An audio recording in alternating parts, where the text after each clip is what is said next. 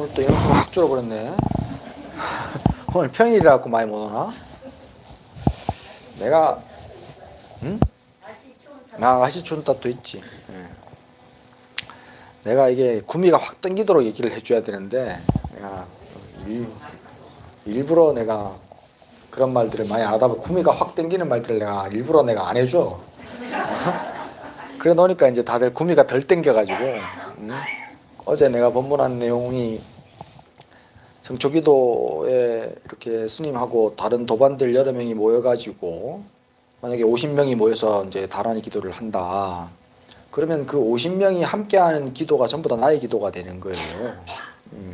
혼자 집에서 하는 공부보다는 같이 여럿이 기도를 하면 그 빛이, 그러니까 50개의 촛불이 켜져 있는 거하고 1개의 촛불이 켜져 있는 거의 차이라고 생각하시면 됩니다.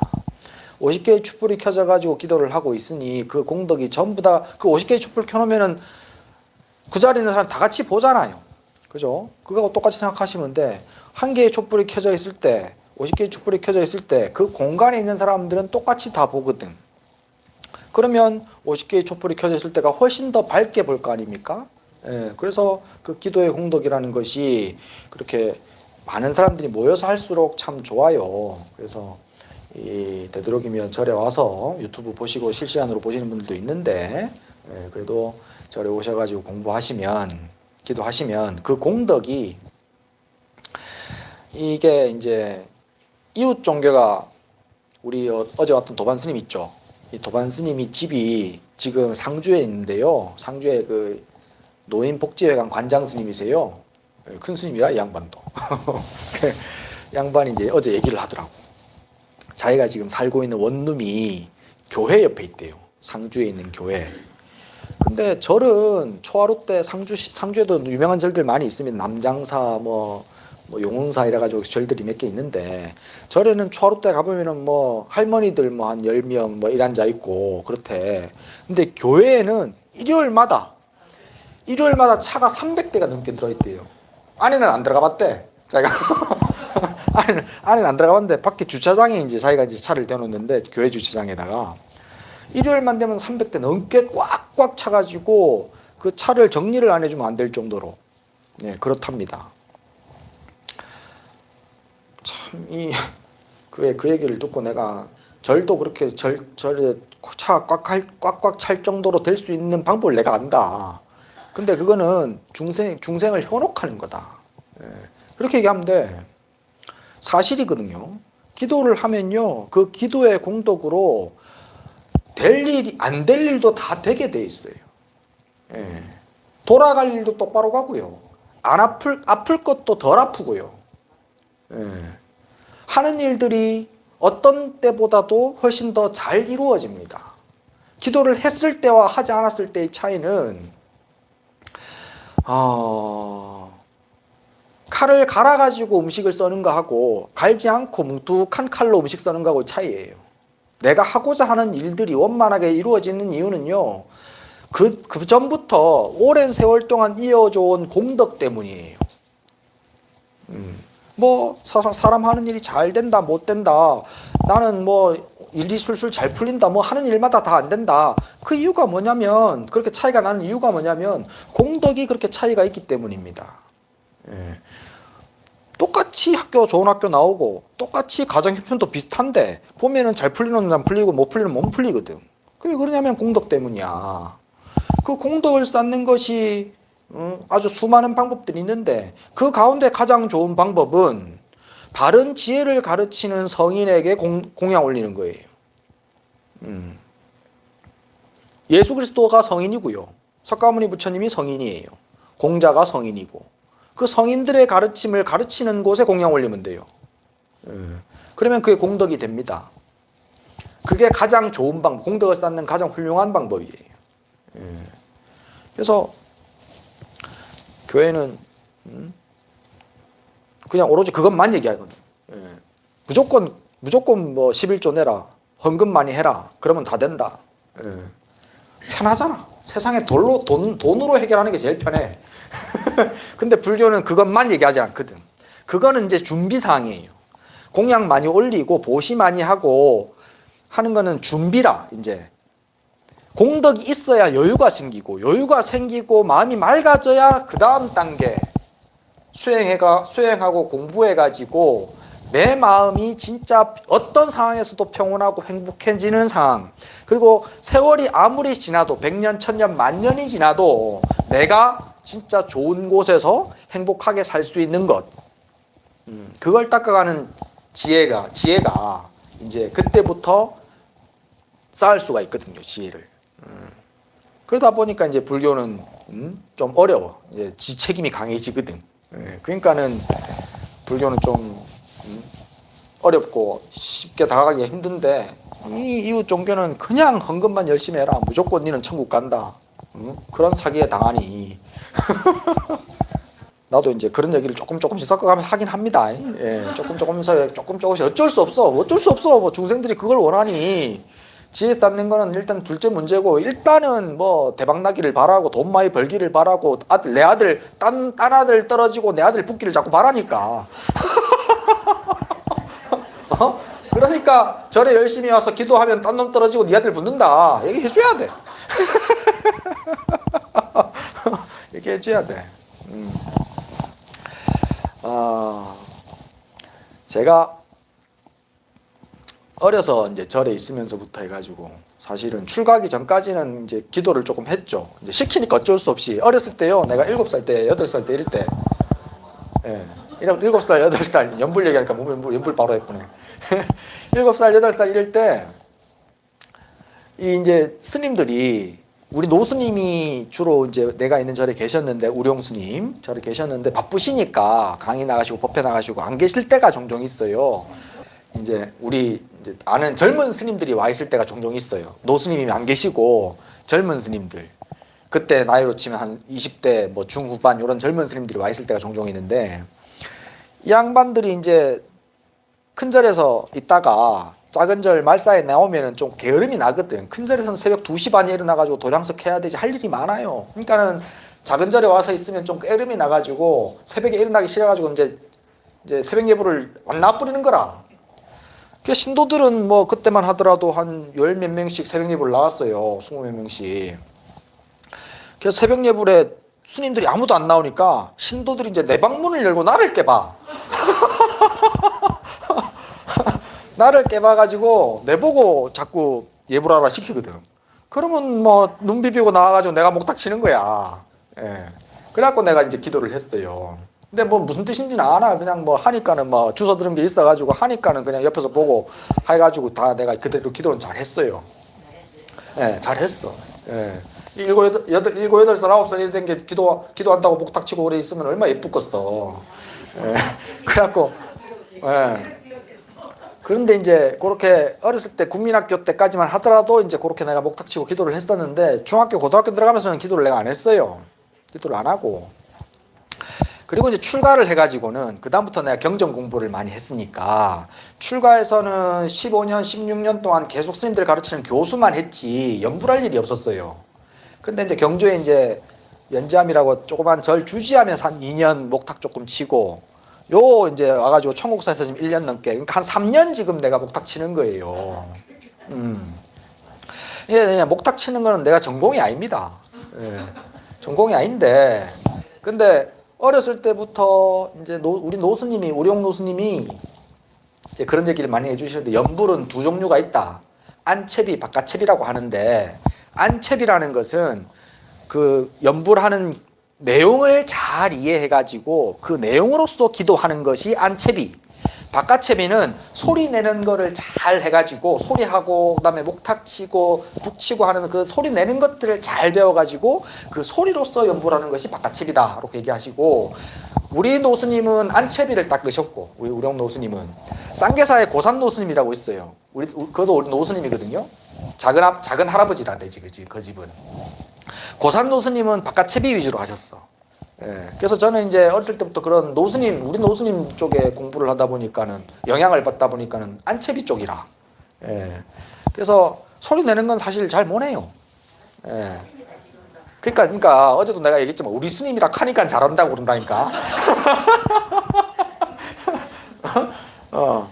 그 연불을 그렇게 잘하는 연불은 아닌데, 그래도 이제 어렸을 때부터 가락이 있어가. 예, 그래도 뭐 평균 이상은 된다고 난 생각해. 중들 10명 중에 5번째, 6번째는 된다고 생각하거든 내가. 그래 이제 연부를 하면은 이 스님이 연부를 하는 걸 잘 따라서 하셔야 돼요. 예. 이게 이제 심묘장구 대다라니를 21번 하는데 제가 지금 조금 빨리 하잖아요. 2분에 한 번 정도 하거든요. 원래는 더 빨리 하면 1분에 한 번도 해요, 내가. 예, 그래갖고 이제 50번씩, 108번씩 할 때는 1분에 한 번짜리 치거든요. 그러면 사실 다 못 따라와요, 그냥. 해버리니까.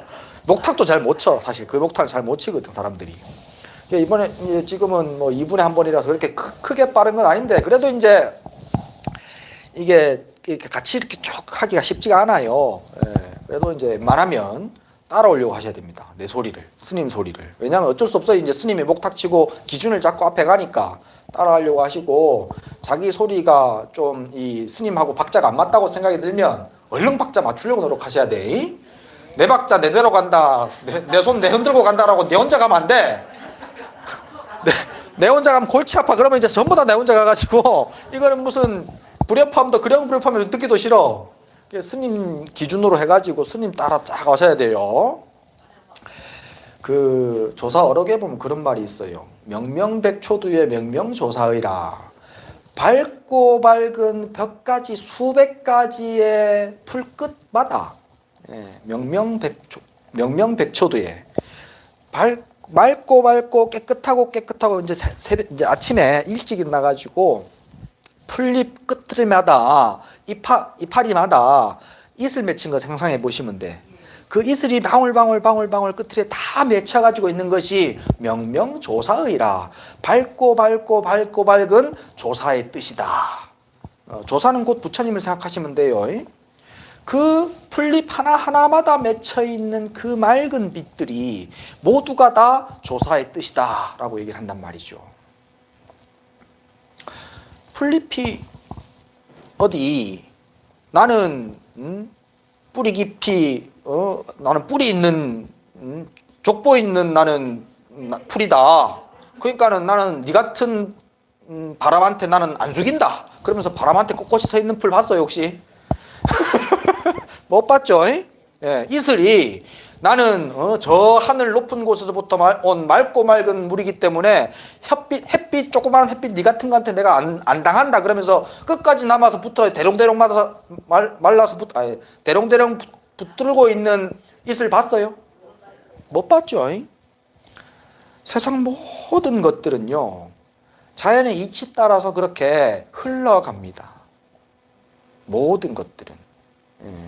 근데 사람은요 희한하게 어렸을 땐 또 안 그래요. 어렸을 땐 고집 센 놈, 내가 엄청 고집 셌거든요. 내가 엄청 고집 세가지고 어렸을 때 그 내 고집 갖고 얘기할 게 또 많다. 얘기하면. 근데 뭐 절집안에서 눈치 받고 많이 살았으니까 얼마나 고집 셌겠어. 근데 하여튼 고집 센 애들도 아이들은 지가 씌우는 그 고집 이외에 조금만 또 다른 것으로 시선을 탁 돌리면 금방 그거 잊어버립니다. 금방 잊어버려요. 이거 사달라고 떼쓰고 난리 치다가도 다른 것 뭐 하나 살짝 뭐 띵기쁘면 금방 잊어버려요 그거는. 그렇죠? 그렇게 아이들은 자연에 가깝습니다. 근데 나이가 들수록 또 배운 것이 많을수록 나의 고집이 더욱더 강해집니다. 그래서 안 꺾으려고 그래. 나이가 들수록. 그래갖고 꼬장꼬장하게 자기의 고집과 자기의 생각만 끝까지 그렇게 세우고 이렇게 주장하는 사람들을 뭐라 그럽니까 우리가? 꼰대라 그러지 꼰대. 꼰대. 그래 되면 안 돼요. 우주의 질서에 반하는 짓입니다. 한번 눈을 씻고 한번 바라보세요. 그렇게 어리석은 인간 말고 인간 빼고 자연에 순응하지 않고 살아가는 존재가 있는지, 자연에 순응하지 않고 이 지구에 붙어 있는 것이 있는지, 어떤 것도 무엇이든지 있기 위해서는, 존재하기 위해서는 자연에 순응해야만 합니다. 근데 그 어리석은 인간 몇이 70억 인간 중에 전부 다 그러지도 않아. 한 10억 정도가 그럴 거야. 7분의 1 정도가, 10분의 1 정도가 그렇게 꼬장꼬장하게 자기 고집만 세운단 말이지. 마치 불끝이 이런저런 바람에 자연스럽게 흔들리는 것처럼 그 끝에 맺힌 이슬이 자연스럽게 해가 뜨면 사라졌다가 다시 해가 지고 새벽이 밝아 올라 그러면 살짝 맺히는 것 같이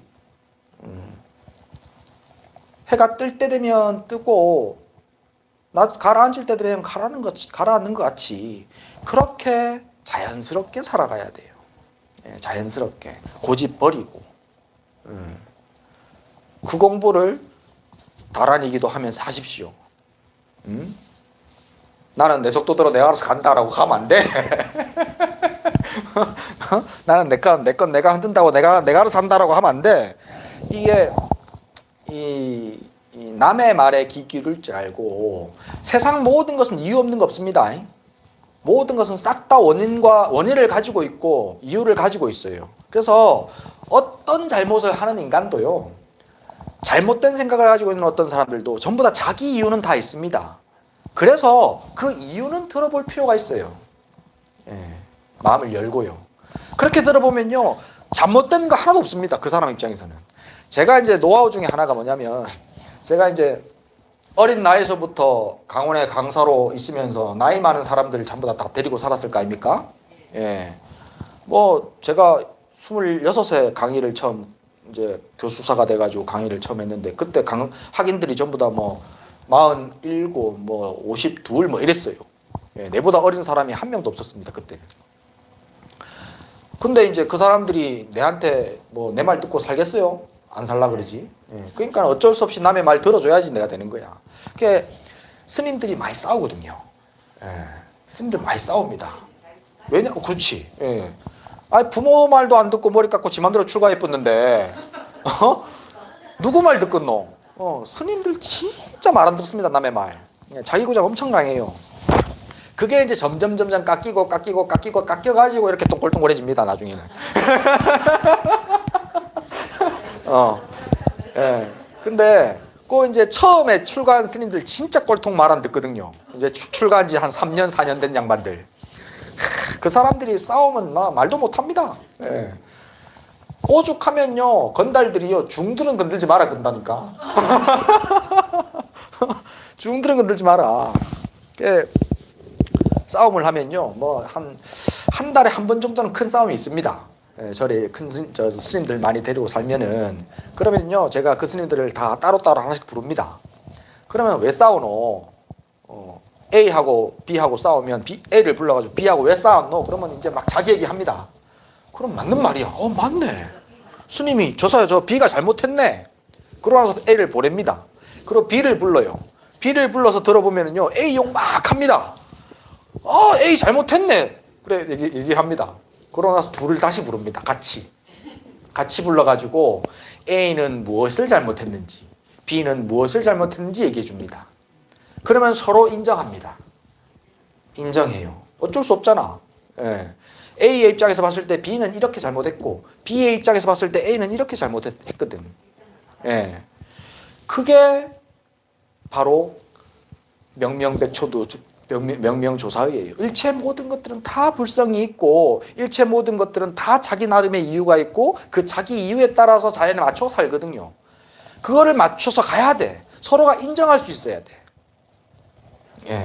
서로가. 옆에서 보면 저 알맛이 저거는 말도 많고 지 욕심밖에 모른다. 그러면 안 돼. 그렇게 생각하고 무시할 것이 아니고, 왜 그런지 이유를 보고 저 사람의 그 사람이 하는 그 모든 것들을 내가 일단은 들어봐야 돼. 이해해야 돼요. 그리고 나서 이제 바른 방향으로 나아가고, 나 또한 마찬가지야. 내 것만 자꾸 주장할 것이 아니라 다른 사람의 입장에서 나를 바라보고, 그래서 내가 고칠 수 있는 것을 고쳐나가야 돼요. 그게 바로 자연과 함께 가는 거예요. 자기 줏대 없이 살아란 말이 아닙니다. 분명히 자기 줏대 있어야 돼요. 자기가 기준을 가지고 있어야 되고. 하지만 그것이 다가 아니라고. 그 기준이라는 것은 언제든 바뀔 수 있는 것이고, 상황에 따라서 혹은 대상에 따라서 언제든 변화할 수 있는 거라고 하셔야 됩니다. 이제 오늘 다란이 기도하다가 뒤에서 자꾸 박자를 맞추길래 내가 이 양반들 저 박자 맞추고 좀 얘기를 해주겠다 싶어서 제가 지금 얘기했다. 질문. 질문?